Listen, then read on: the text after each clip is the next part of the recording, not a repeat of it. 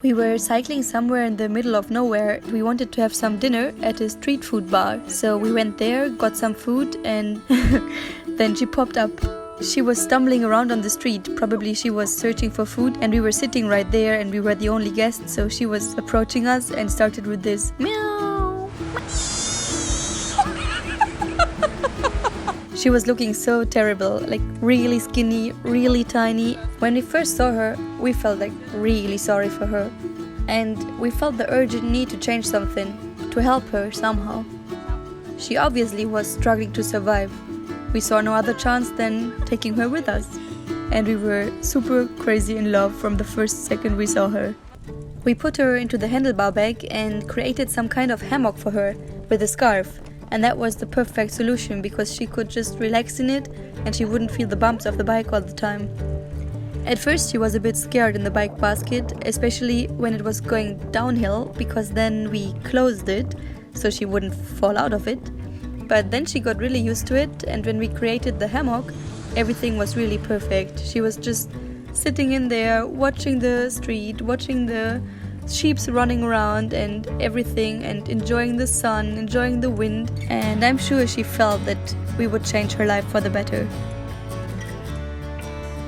So we just cycled some more kilometers and then set up camp on a random field next to the road. We called her Icky because that's the Azerbaijani word for two and the number of sausages she gulped down the night we found her. We knew that she wanted love and affection because she just wanted to be close to us all the time. When we pitched up the tent, Icky would sit in it, and when we took her out of the bike pack, she would follow us closely. We were heading towards Baku, the capital of Azerbaijan.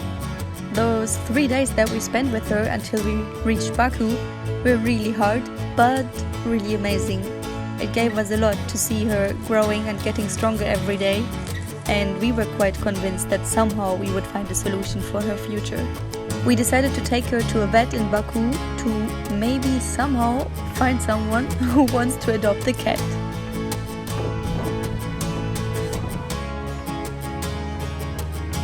In the vet's clinic, we met a lady who offered to do a Facebook post in her community, and this was what she did. So it took like 5 hours or something, and there was a really nice guy from Scotland with his family who was called Jim, and he said yeah, he'd love to give Icky a new home. And 2 days later we met him, and it was just the perfect match. And becoming part of Jim's family was probably the very best thing that could have possibly ever happened to this tiny little street kitten. I tell a lot of people this story because it's just such a nice happy end story. It shows that if you are optimistic about something and you're convinced that you will find a solution, then the solution will find you. You just need to stay positive and never give up. So from being an abandoned kitten to being a cycling cat, today Icky grew into a gorgeous tabby, and most important, she still lives happily in Jim's family. And what more could she have asked for? Like, comment, and subscribe.